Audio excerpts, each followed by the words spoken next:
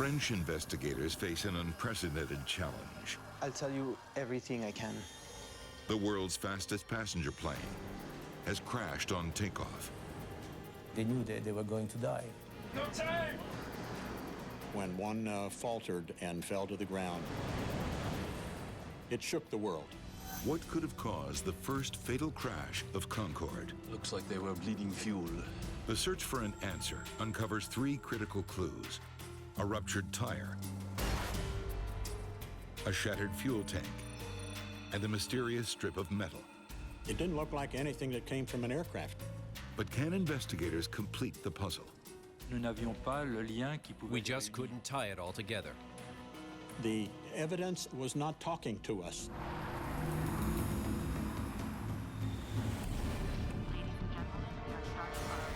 We lost both engines. Brace for impact! The last one. Investigation started. He's gonna crash!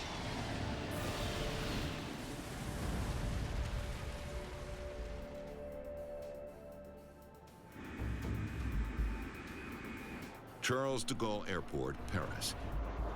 One of the busiest airports in Europe, and the only place in France to catch sight of the world's most prestigious passenger plane, Concorde. It's really a wonderful machine. It's been described as a beautiful white bird. It's been described as the white rocket. It's fantastic. Concorde flying was a real show. I mean, everybody was watching. So it was spectacular. It was noisy, and it was like going at an air show. Concorde is a technological marvel. The world's only supersonic airliner. It can fly at more than twice the speed of sound, at altitudes that brush the edge of space. We talk about flying above 55,000 feet into a deep, deep blue sky. It's a very, very special aircraft. It takes an exceptional crew to fly this remarkable plane. Air France 4590. Do you want Whiskey 10 or Romeo? I need all the runway, eh? Okay, taxi for Romeo. Air France 4590. Today, Captain Christian Marty will be flying the Concorde. Clear on the right. On the right is clear. First Officer Jean Marcot will monitor the instruments. Nose droop at 5.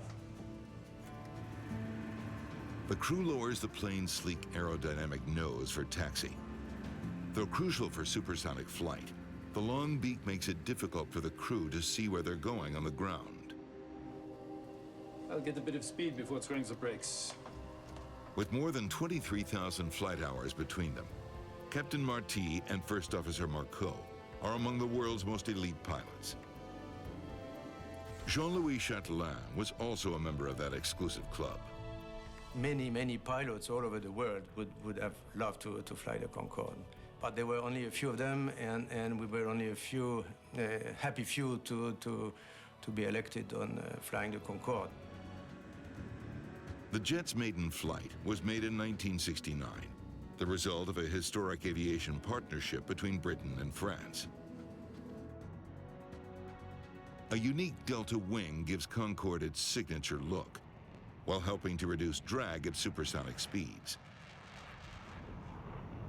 But the design exacts a high cost at low speeds, making it harder for Concorde to gain the lift necessary to get off the ground. Delta wing is built a tremendous drag on the wing, so you have to counter the drag with a pretty high level of thrust. How much fuel have we used? Flight engineer Gilles Jardineau keeps a vigilant eye on fuel consumption. We've got 800 kilos. Concorde burns through it at an astonishing rate. In the short taxi to the runway, the plane's 4 engines have already used as much fuel as the average car uses in 6 months. Booking a seat on the famed jet requires deep pockets. The return fare to New York costs more than $9,000. It was not something unaffordable for those people we had on board. Some of them, I tell you, they didn't even know how much they were paying. Air France 4590, runway 26 right, clear for takeoff. 4590, cleared for takeoff. 26 right. The tower controller today is Gilles Longelin. I was stationed in the southern control tower, which has a very good view over the two runways that we use. This day was the same as usual. I gave him the takeoff clearance. Everybody ready? Yes.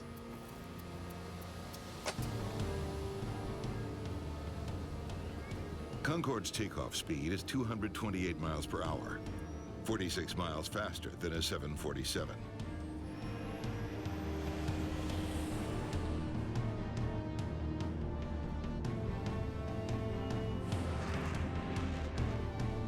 Four greens.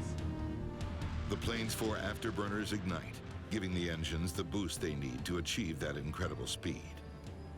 As it passes you, you feel it and you hear it because it is loud and strong, and it's just a beautiful sight to the spectator and the aviator.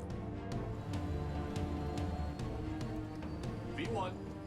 The first officer tells the captain they've reached V1, or decision speed. They're now going too quickly to abort the takeoff. You cannot stop anymore. You have to go on. You have to continue takeoff, whatever happens.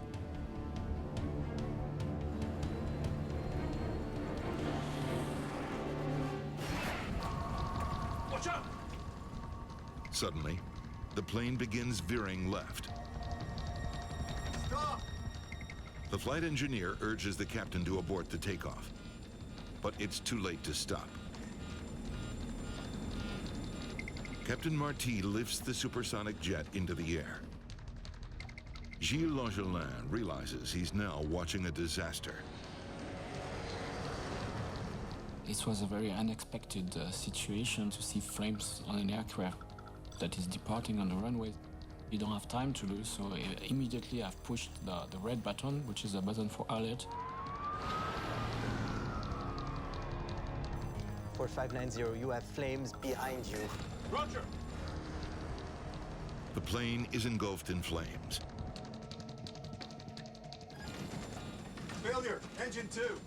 Engine fire procedure. Captain Marty struggles for control as the engineer shuts down the burning engine and activates a fire extinguisher. What's the airspeed? The plane's airspeed is now dangerously low. The airspeed, the airspeed. Something is happening. Some things that is not covered by training. Something that in pilot career you don't want to face. Longelin scrambles to clear other planes from Concorde's path. I wanted to clear the traffic to let him any option possible. First Officer Marceau wants to head for a nearby airport. Le Bourget! Le Bourget! But the crew can't outfly the fire that is rapidly consuming their plane.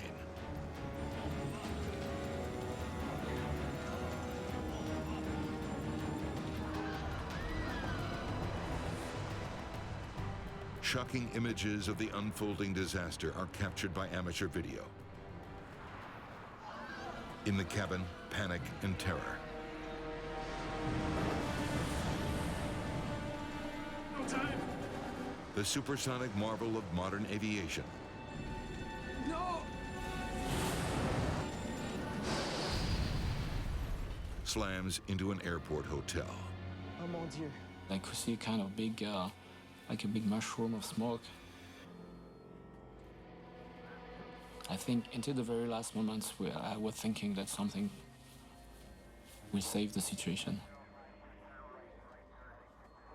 I remember that I just sat down on the carpet floor of the control tower up there and I cried.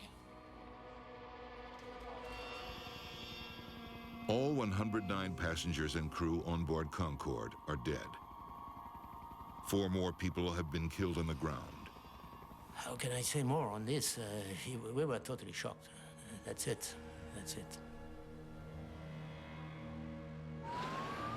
It had been such a special thing in the place of aviation that when one faltered and fell to the ground, it shook the world. It really did.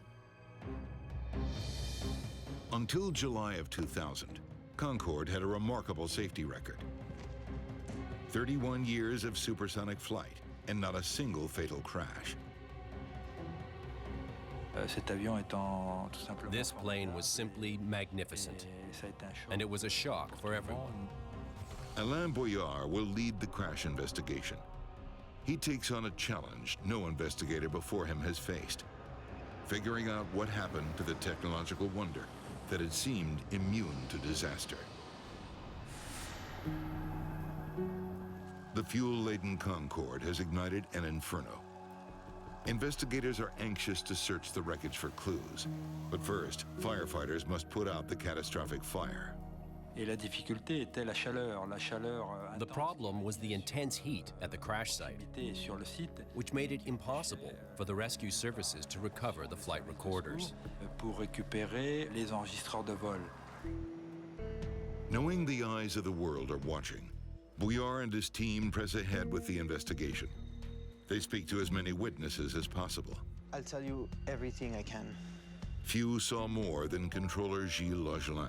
After an accident, you remember every single second of the process. I saw the flames just before they took off.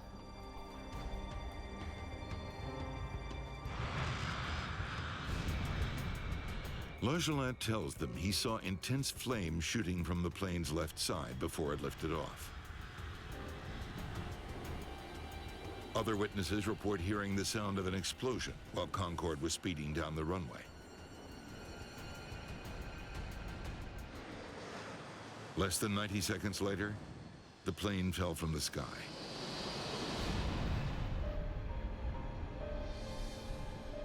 All Bouillard knows for sure is that something caused the fire while Concorde was still on the ground. We became interested in the runway because the event happened during the acceleration for takeoff. Bouillard immediately dispatches a team to the runway to search for clues. Looks like they were bleeding fuel. Concorde has left a trail of burnt and blackened jet fuel along the runway. There's also some scattered debris, vital clues that fell from the plane at the very start of the crisis. First of all, it was obvious that there were traces of fire that were still visible on the runway, as well as traces of fuel and many airplane parts. So we had to collect all these parts to preserve them for the investigation. Meanwhile, in a hangar near the airport, investigators sort through scorched wreckage from the crash site. The plane's 2 black boxes have been recovered from the burned and twisted debris. But it's too soon to say if the data on the recorders has survived the fire. There was a huge amount of fuel on board, so the boxes were exposed to intense flames, which is the worst possible thing for flight recorders. Concorde's black boxes are designed to withstand only 30 minutes of intense heat. Investigators rush them to the lab and hope for the best. Pieces of Tyre. The runway search has turned up a baffling assortment of debris, including a twisted metal strip that no one can identify. What do we make of this? We were dealing with a very complicated plane that had been completely destroyed by fire. There were very few pieces left. But I know this is a piece of the fuel tank.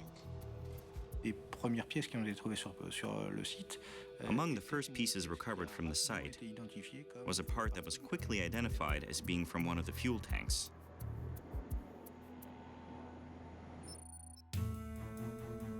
Concorde has 13 fuel tanks, 1 in the tail section, and 12 more that combine to fill almost the entire delta wing.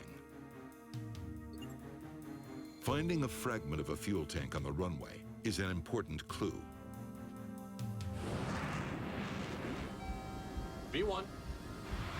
It means at least one of the plane's 13 tanks Watch out! ruptured during takeoff. Bouillard studies video of Concorde's last moments shot by a passing truck driver. Must have been a massive fuel leak. It's the only way to explain a fire like that. The long plume of flames confirms a large leak from the fuel tank is the likely source of the fire. L'ampleur de cette fuite. The scale of the leak, mixed with the surrounding air, is an extremely volatile mix, extremely flammable. But Bouillard still has no idea what could have caused such a massive leak. Fortunately, technicians have managed to salvage the cockpit voice recording. Okay, let's get going. Bouillard hopes the pilot's conversation in the cockpit will shed some light on the puzzling collection of leads. Everybody ready? Yes. Sir? Everything seems normal as the pilots prepare for takeoff. 4 greens. V1. But just before liftoff, there's a loud noise. Watch out! That sounded like some kind of explosion. Please, go back again.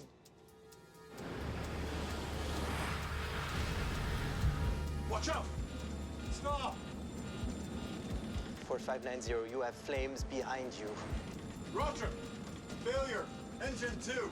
L'enregistreur de conversation de cockpit. The cockpit voice recorder showed the crew only became aware of the fire at the rear of the aircraft when the control tower warned them about it. Un feu à l'arrière de l'appareil.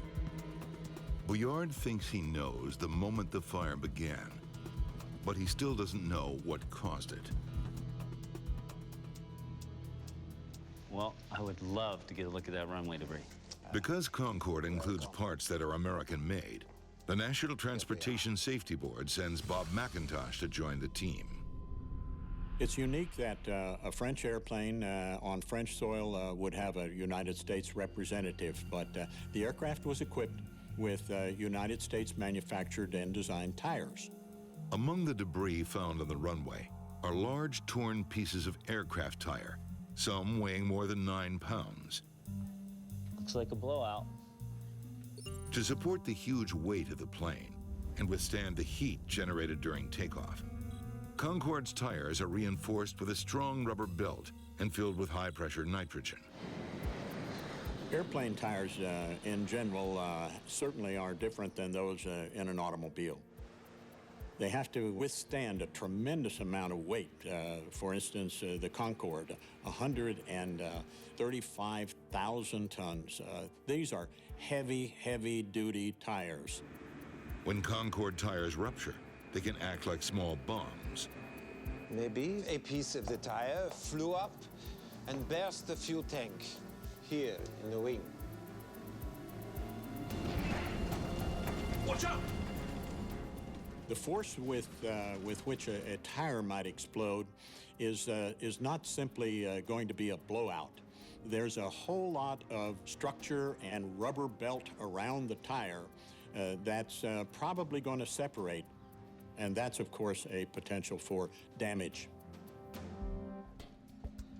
A look at Concorde's history turns up 6 incidents of a tire rupturing and damaging a fuel tank.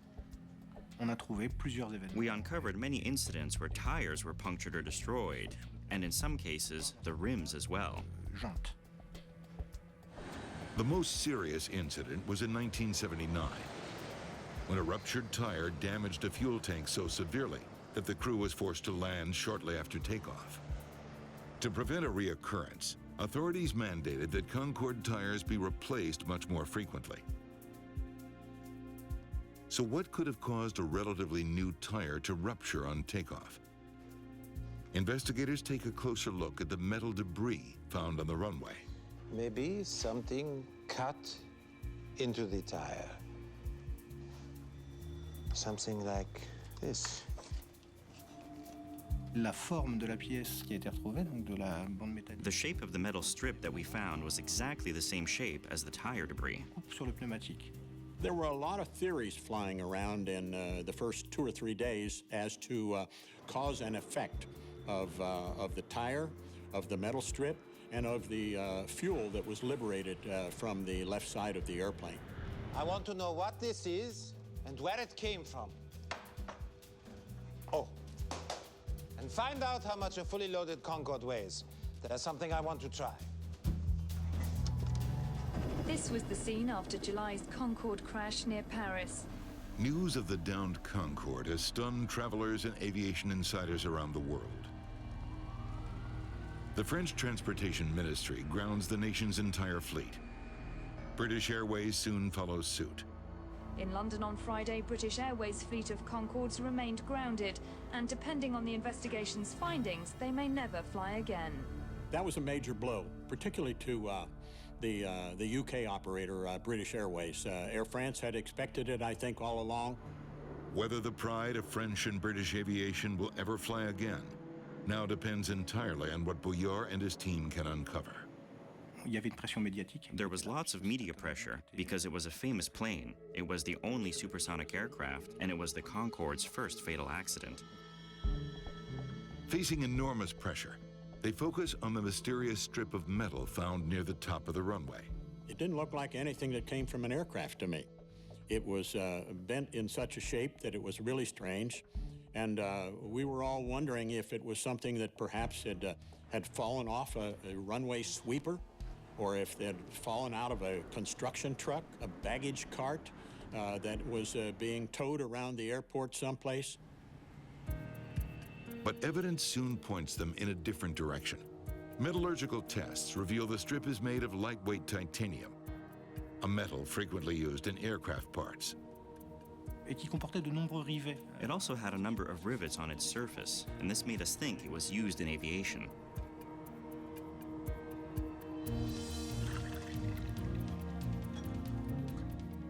A reddish-orange substance on one side also points to the possibility that the part may have fallen off an airplane. Lab tests reveal it's a kind of adhesive often used in aviation repairs. The matching of the debris on the runway with the damages that were observed in the takeoff run was something that required a lot of analysis. Somehow, a piece of metal from an aircraft became a deadly hazard on the runway. Next, please. Investigators need to know which plane it came from and how it ended up there. Next. There was a tremendous amount of pressure in the BEA. Next. Next. Next. To get to the bottom of where that strip had come from. It's pretty clear this isn't from the Concorde. We need to come at this from another way. I spent more than 2 weeks at the scene of the investigation, and we still didn't know where it had come from. Painstaking research rules out the possibility that the metal strip fell from Concorde. But there are dozens of other planes to consider. Bouillard needs to narrow down the search. What I need is a list of every single plane that used the runway before the Concorde took off.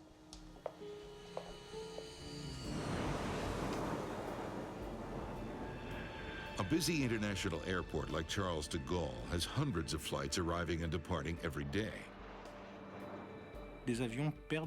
Metal parts are often found on the runway. Planes can lose small parts that are in need of repair, or sometimes inspection doors aren't closed properly, and they break away from the plane and fall on the runway. But the airport's runways are inspected several times a day and cleared of debris. Okay, it wasn't there in the morning. That leaves the planes that took off after 1300. Nous avons recherché par élimination. We searched by elimination. We knew that it was a strip of metal that didn't come from the Concorde. It didn't belong to any ground vehicles. So we looked at the planes that had taken off before the Concorde.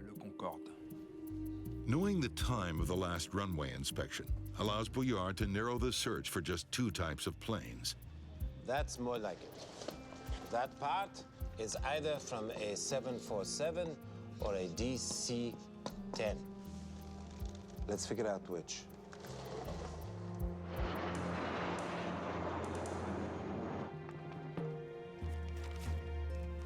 Investigators pore over schematics of the two planes, searching for the suspicious part. This isn't it.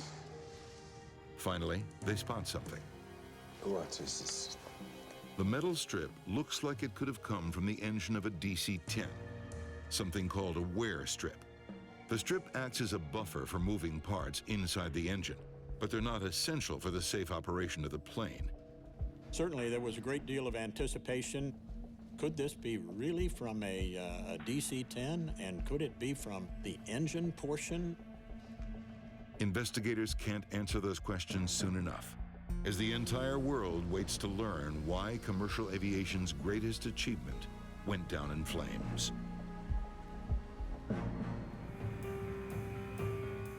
At Charles de Gaulle Airport, the Concorde investigation catches a lucky break. An investigator notices something odd on an engine of a DC-10 that flies regularly between Paris and the US. But he only sees the plane for a moment before it takes off. He got a quick glimpse, but he had enough of a glimpse to say, I think there's something wrong there, and I see an anomaly that tells me maybe that strip came from there. Flight records reveal that very DC-10 took off from runway 26 right, just minutes before the doomed Concorde. Could it be the plane they're hunting for? It's not quite the real thing, but it is the best we've got. We didn't have the metal strip. It was still in the possession of the French gendarme. Bouillard gives McIntosh a mock-up of the engine wear strip, hoping it will help determine whether it fell from the suspect DC-10. We were all glued to the phone and trying to figure out when we could look at the aircraft, because by this time, that particular aircraft had left Charles de Gaulle and was flying around in North America. McIntosh soon tracks the DC-10 to Houston. He'll need to catch up with it there to get a close look at the engine. It really became a challenge to me to find this aircraft and to find the specific point where this strip had come from.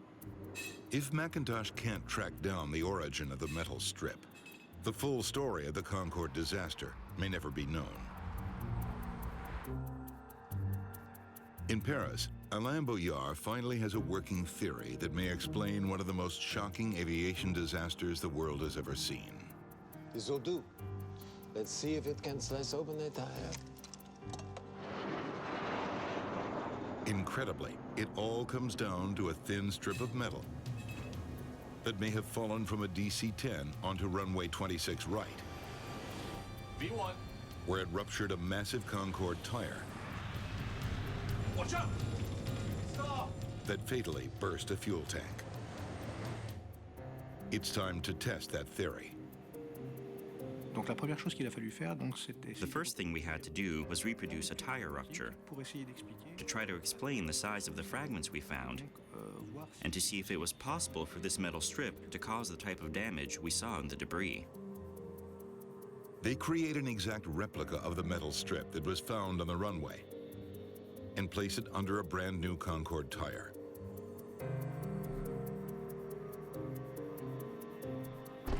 A two-wheel trailer is stacked with heavy blocks to recreate the load on Concorde's tires, 25 tons.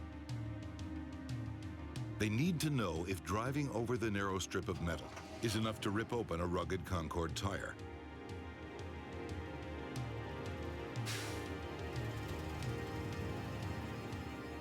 In a dramatic fashion, they get their answer. Amazing. You can't ask for better proof than that. That was fantastic. C'était parfait.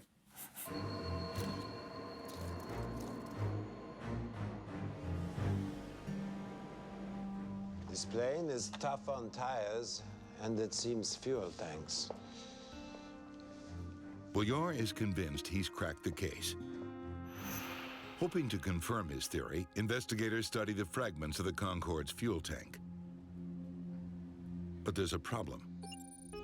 If a piece of flying debris ruptured the tank should be bent from the outside in. But the tank fragment from the runway is bent in the opposite way.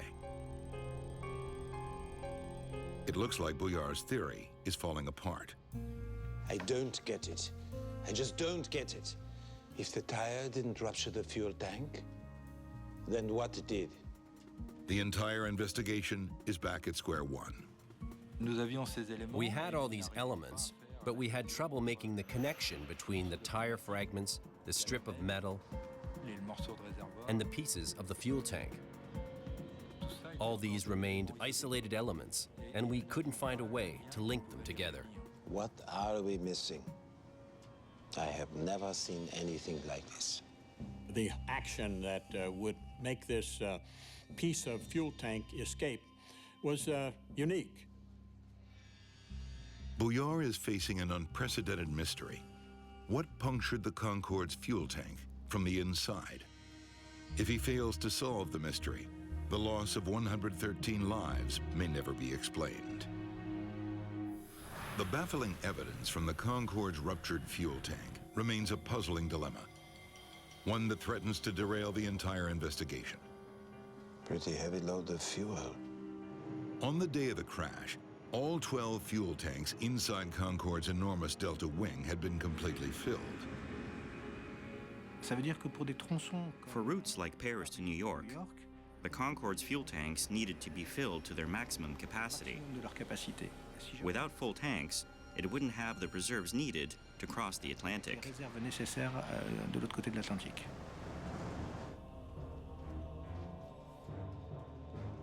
The only thing in the fuel tank is the fuel. Maybe what bursts the tank is the fuel itself.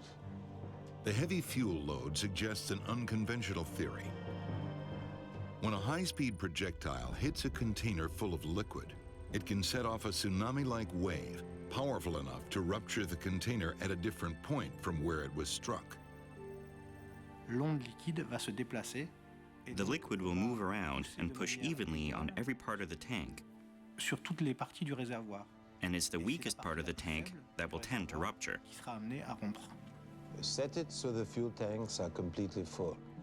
He hopes a computer simulation will show if that's what happened here. And the piece of tire is 5 kilograms.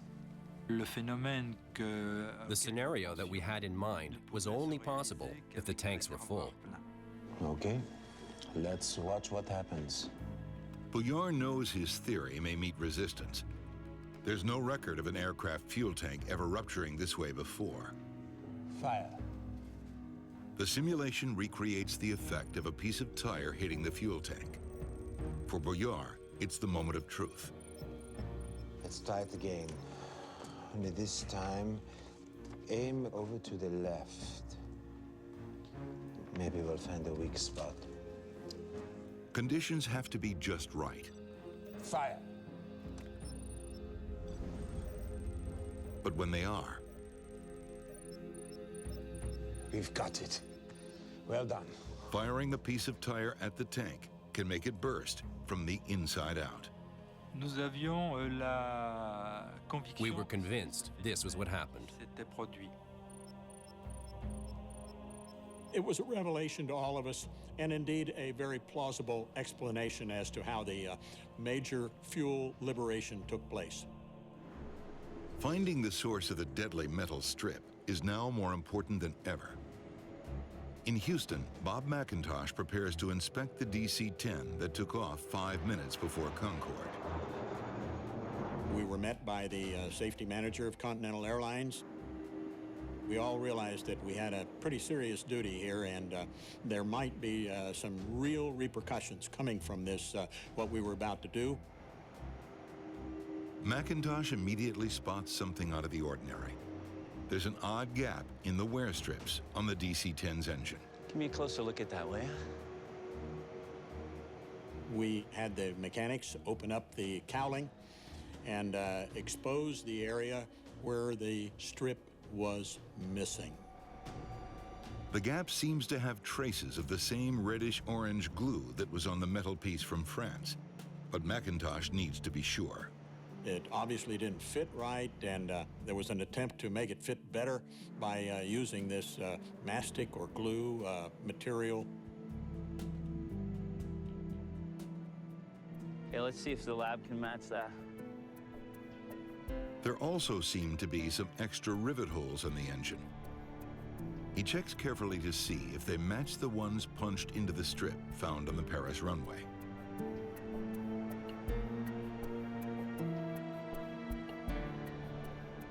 We have a winner. It's a perfect match. We found the culprit. There was no doubt in our minds that the strip had come from this aircraft. So there were some different emotions there at that moment.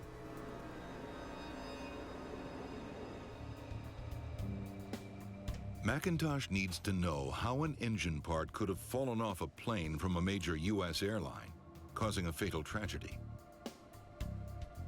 He combs through the DC-10's maintenance records and learns the wear strip was replaced just a couple of weeks before the accident.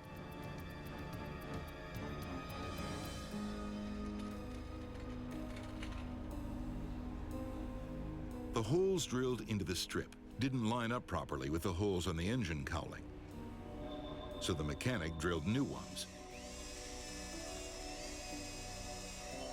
Then he added some adhesive to fix it in place.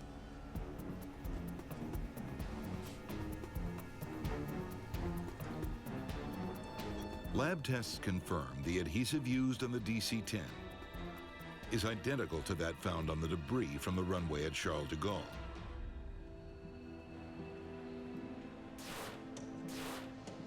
There was no intent to violate a regulation. It was just the job wasn't done to a professional level that you would expect from a first-line airline in particular. The piece stayed in place for just 16 days before dropping onto the Paris runway, 5 minutes before Concorde took off. Bouillard has one final question. No time! Why didn't the pilots abort the takeoff and save the lives of everyone on board? No!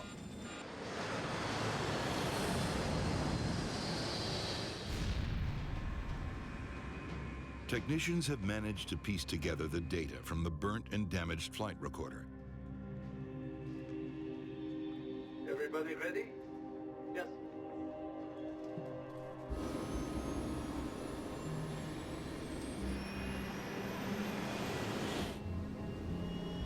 Engines are fine, speed increasing.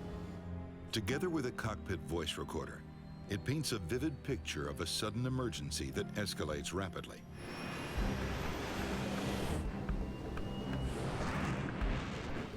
Four greens. The plane is rocketing down the 2.5-mile runway B1. at nearly 200 miles an hour.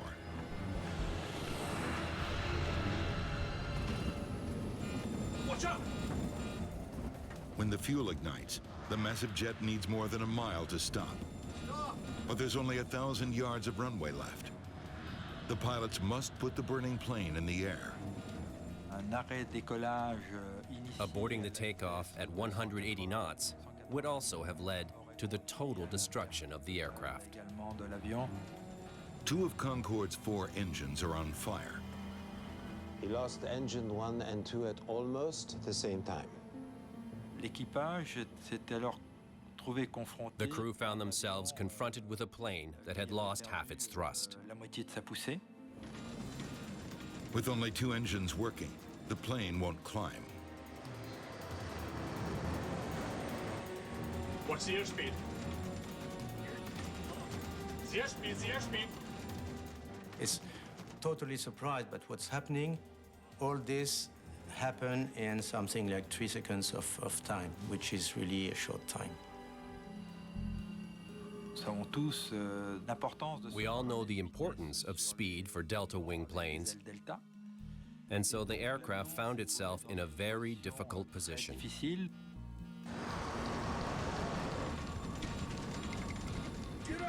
The crew tries to raise the landing gear to reduce drag. The gear, Jean! I'm trying! Due to the damage, the gear won't retract. La rupture du pneumatique a produit. When the tire burst, it damaged the sensors on the landing gear doors. With those doors in the wrong position, The gear could not retract. The data shows the crew fought hard to keep the plane flying right up to the very end. But the fire is consuming their wing. At one point, they knew that they were going to die. No panic at all to the very end. To the very end, they have tried to find a solution. Investigators estimate the raging inferno burned at more than 2,000 degrees, hot enough to melt the wing.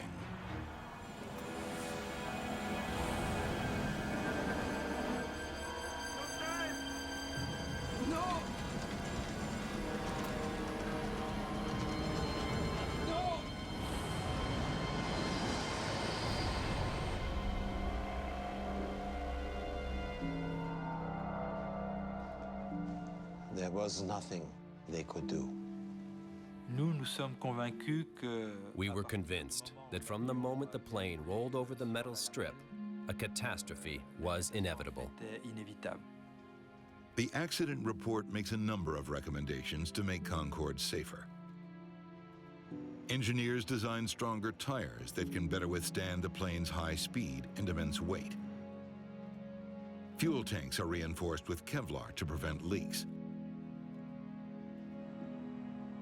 Airport authorities also implement a better system for monitoring runways and removing debris. What is puzzling is that you have 200 grams piece of metal on the runway. It turns out to trigger one of the most catastrophic crashes in aviation history. A year after the crash that took 113 lives, an official memorial service is held. I was with them, so in a way I'm kind of linked with this crash. It will remain the experience of my life. I would have given everything not to be there this day, but I am the one.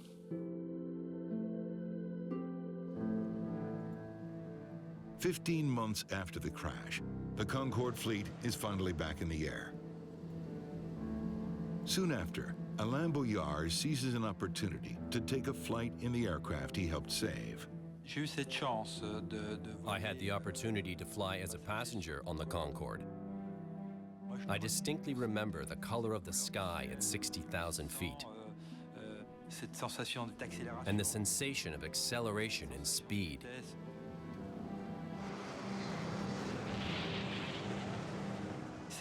These are sensations that are very particular, unique, that I haven't felt since and that I may never feel again. The return of the world's only supersonic plane doesn't last long. 2 years later, with rising fuel costs and falling profits, Air France and British Airways decide to retire Concorde forever. It makes its last flight on November 26, 2003. For the first time in aviation history, it was kind of a step back. I mean, we had supersonic transportation. We have not that anymore. And it was a sad day when we saw the retirement of the aircraft. On the other hand, recognizing that it was 1965 technology, it probably was time to retire the aircraft and go on to other more modern things.